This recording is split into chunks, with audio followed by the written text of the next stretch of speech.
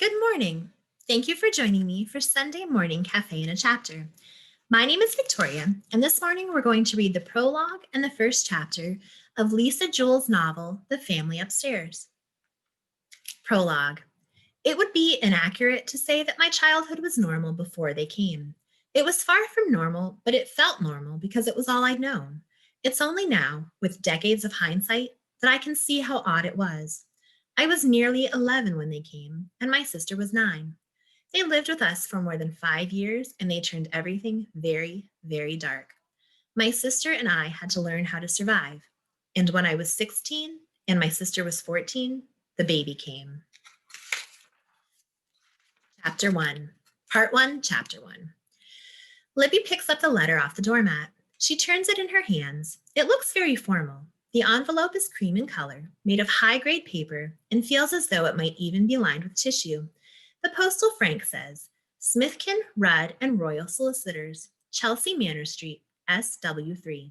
She takes the letter into the kitchen and sits it on the table while she fills the kettle and pulls a tea bag and puts a tea bag in a mug.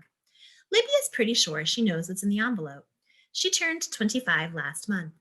She's been subconsciously waiting for this envelope, but now that it's here, she's not sure she can face opening it. She picks up her phone and calls her mother. Mom, she says, it's here, the letter from the trustees. She hears a silence at the other end of the line. She pictures her mom in her own kitchen, 1,000 miles away in Dania.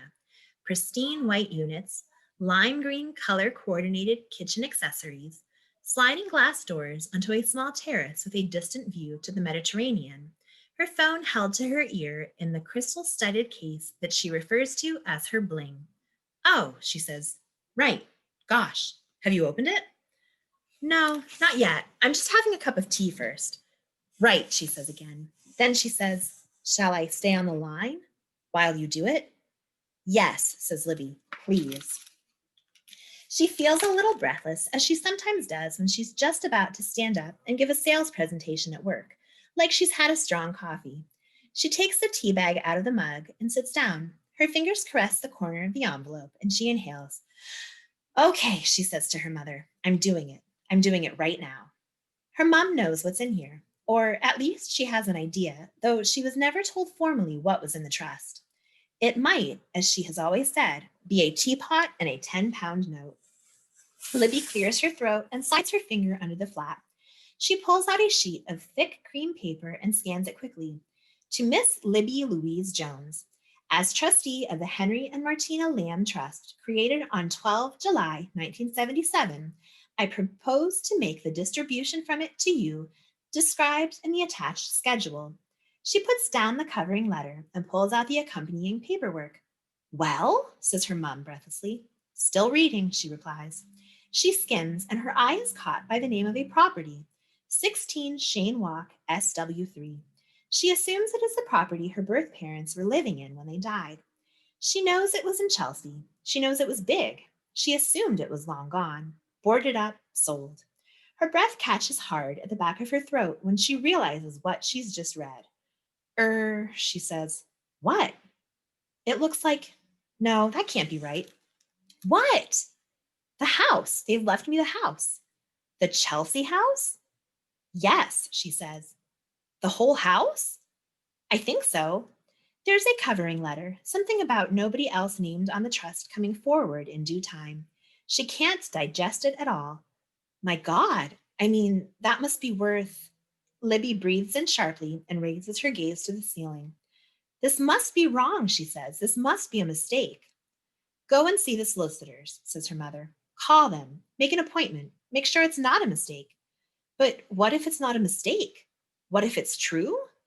Well then, my angel, says her mother. And Libby can hear her smile from all these miles away. You will be a very rich woman indeed. Libby ends the call and stares around her kitchen. 5 minutes ago, this kitchen was the only kitchen she could afford, this flat the only one she could buy. Here in this quiet street of terraced cottages in the backwaters of St. Albans, she remembers the flats and houses she saw during her online searches, the little intakes of breath as her eyes caught upon the perfect place. A sun-trapped terrace, an eat-in kitchen, a 5-minute walk to the station, A bulge of ancient leaded windows, the suggestion of cathedral bells from across a green. And then she would see the price and feel herself a fool for ever thinking it might be for her. She compromised on everything in the end to find a place that was close to her job and not too far from the train station. There was no gut instinct as she stepped across the threshold.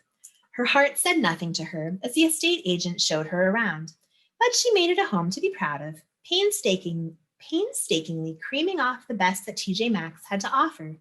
And now her badly converted, slightly awkward one-bedroom flat makes her feel happy. She bought it, she adorned it. It belongs to her.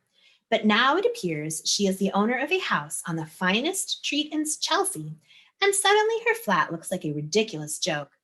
Everything that was important to her 5 minutes ago feels like a joke.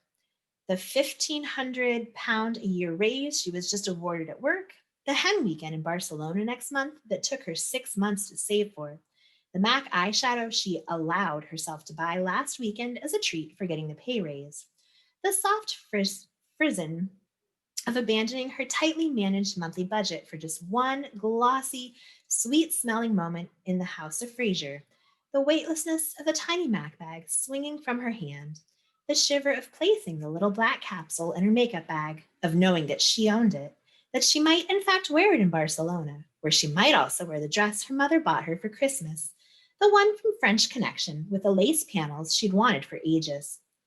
5 minutes ago, her joys in life were small, anticipated, longed for, hard-earned, and saved up for, inconsequential little splurges that meant nothing in the scheme of things, but gave the flat surface of her life enough sparkles to make it worth getting out of bed every morning to go and do a job which she liked but didn't love. Now she owns a house in Chelsea, and the proportions of her existence have been blown apart. She slides the letter back into its expensive envelope and finishes her tea. That ends Chapter 1 of Lisa Jewell's The Family Upstairs. This book is available to borrow as a print book, book on CD, and an ebook.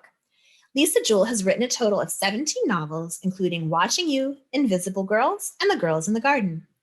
If you need assistance requesting materials or have any general questions, please call the North Versailles Library at 412-823-2222 or email us at nversailles@einetwork.net.